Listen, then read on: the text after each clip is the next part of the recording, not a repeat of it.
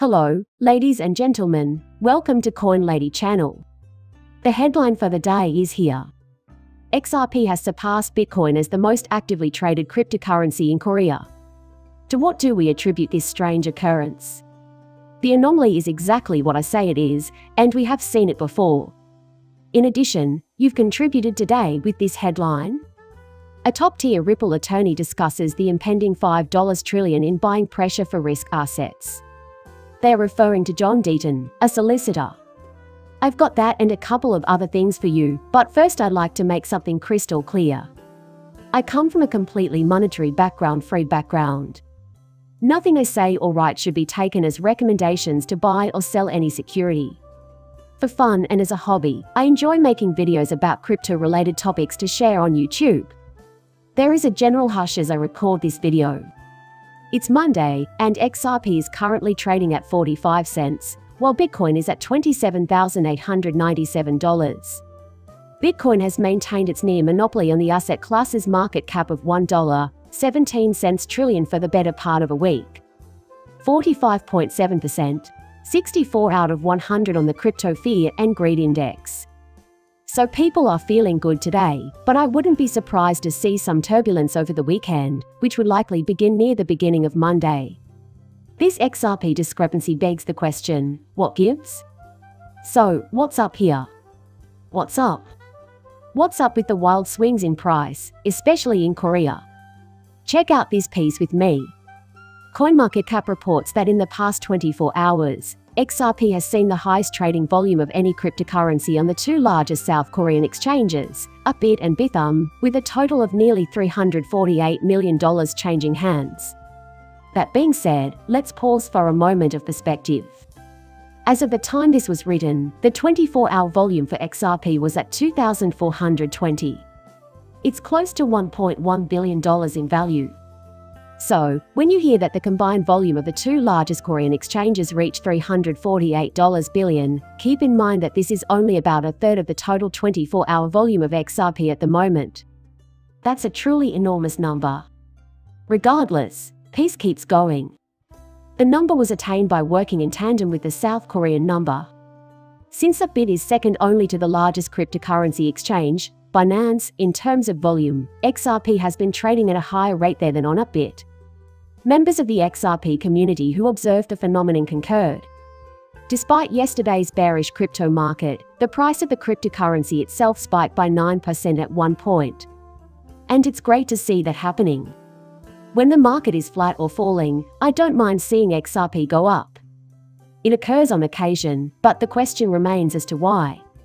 Look, this is a known quantity. In fact, the term Kimchi Premium has been coined to describe it in the context of cryptocurrency.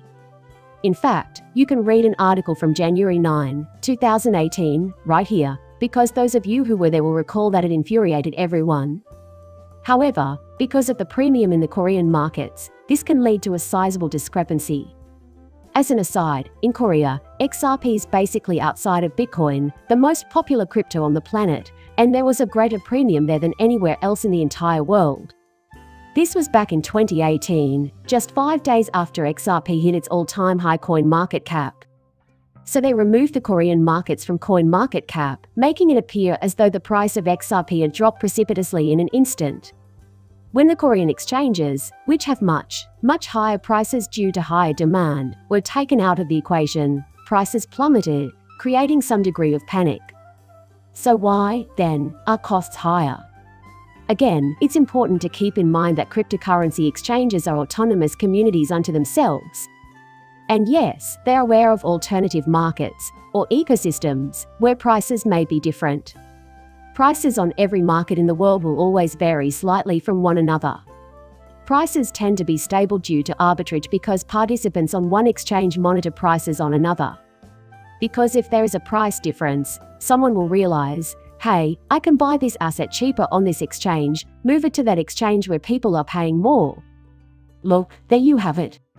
That, however, bridges the gap. In the case of Korea, however, it seems that making such arbitrage moves has traditionally been more difficult, leading to a wider price gap. Consequently, everything boils down to the specific trading pairs and total volume of XRP. Bitcoin, and other cryptocurrencies available on individual Korean exchanges at any given time. And there is a shift in the market's dynamics. That's what causes the price differences.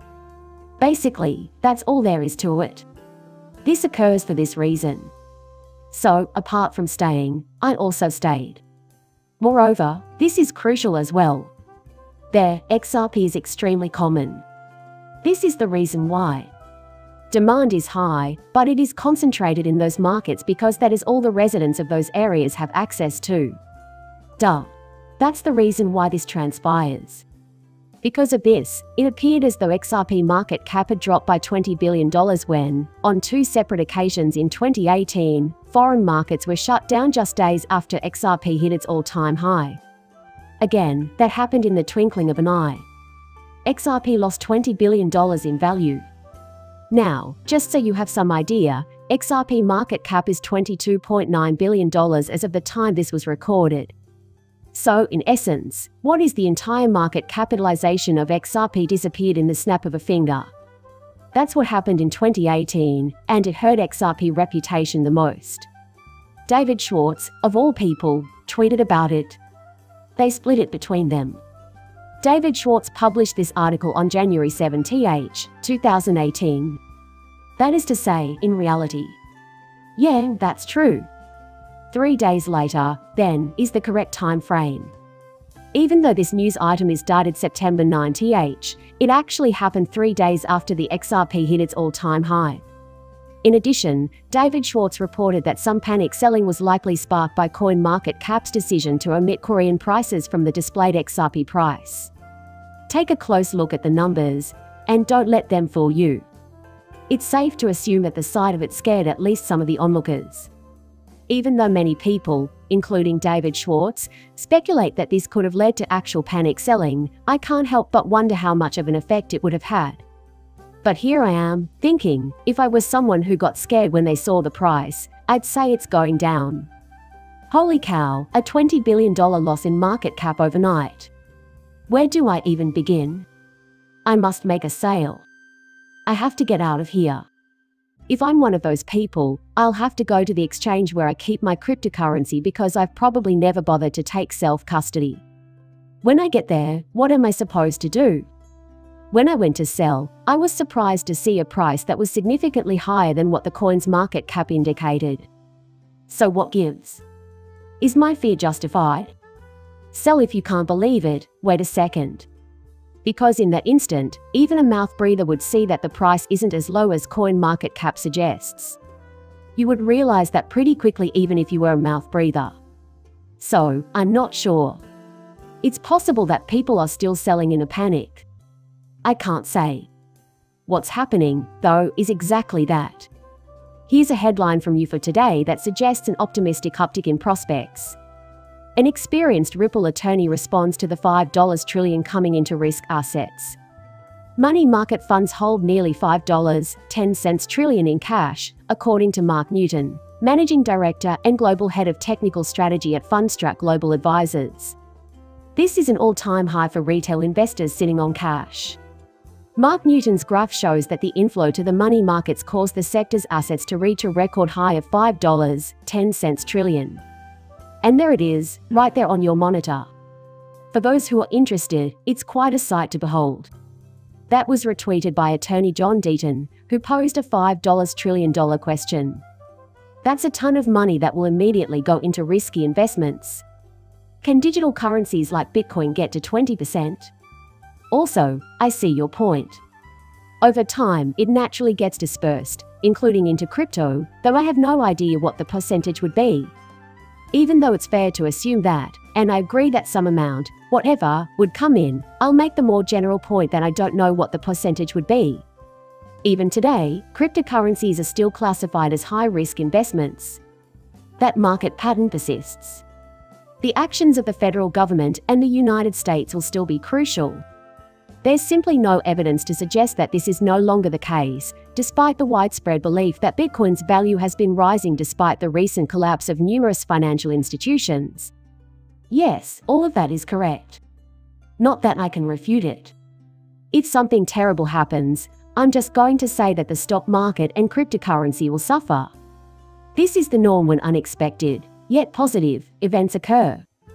Now, in the case of banks, you have the start of what could be called a black swan event, but it was quickly fixed by the federal government to the point where even though you did have bank collapses, the contagion effectively did not spread to this point. Now, if it spread dramatically and there was complete chaos, I'm not sure Bitcoin would do so well because people would be in a state of panic. Everyone would be well known, and everyone would be selling something. So, and perhaps I'm wrong, but that's how I see it. I'd like to hear your opinions on this. Nonetheless, it's something to ponder. Either way, a lot of money is out there, and a lot of it will eventually make its way into crypto. I just don't believe the doomsday predictions that Bitcoin and other cryptocurrencies are about to hit new lows. Except, and that's my caveat every time, I think we've hit bottom.